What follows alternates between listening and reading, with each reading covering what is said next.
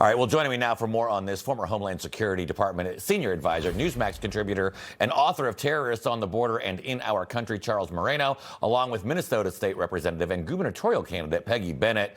Obviously, we're learning a lot of details, still a lot more that we need to know about this explosive situation. Charles, I want to get your initial reaction to what we've seen so far and how literally both sides are just running for what they want the narrative to be rather than letting the facts come out.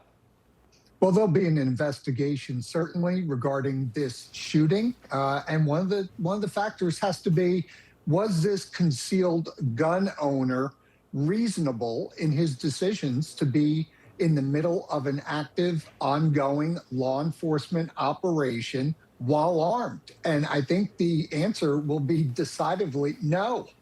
It was a poor decision.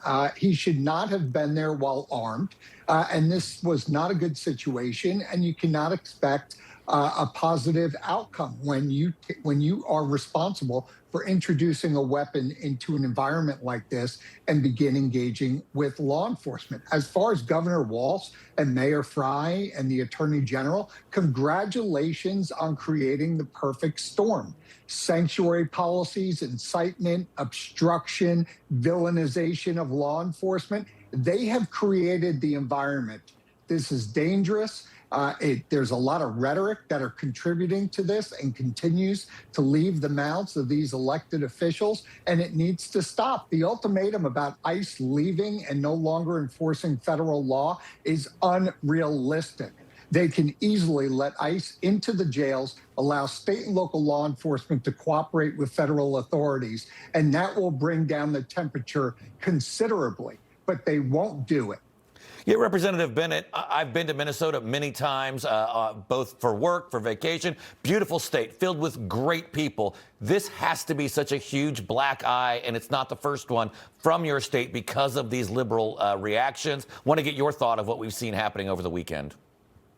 It is, and we have a beautiful state here, and this is very sad. And I want to express the sadness at just loss of life, because anytime that happens, it's tragic. But, you know, this is a place where cooler heads should prevail amongst our leadership, and that's not happening. And as I'm hearing the other speakers say, we've got rhetoric going out inciting violence, inciting people to react and all these things, and it's causing problems. Instead, what other states are doing, other cities and other states, they're cooperating and allowing federal government to come in, pick up these people in the jails where they should, and this would not be happening. This does not need to happen here.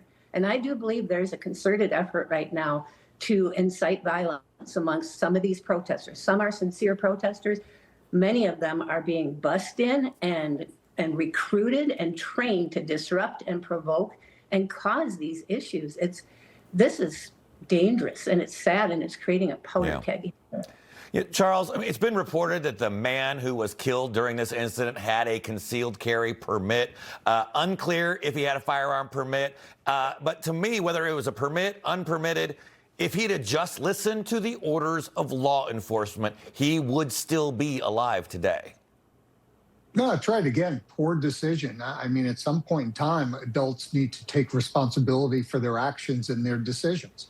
And as I said, included in this investigation and this shooting, it's going to have to be looked at. Why was he there at the time he was there? And why did he decide to be armed? And why did he not immediately disclose that to law enforcement officers?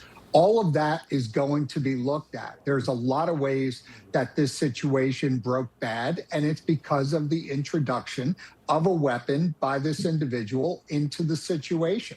If you're there to peacefully protest, do so peacefully. Whether or not you're authorized to carry a weapon, concealed or not, does not diminish the responsibility that you have as a concealed gun carrier. And I say this as a former federal agent and as somebody that still carries concealed at the end of the day. So you've got to make decisions, and you've got to make them the right decisions. Yeah. All right. Well, I'm sure we'll have much more on this throughout the morning. Charles, Peggy, thanks for joining us this morning. Thank you. Thanks, Mark.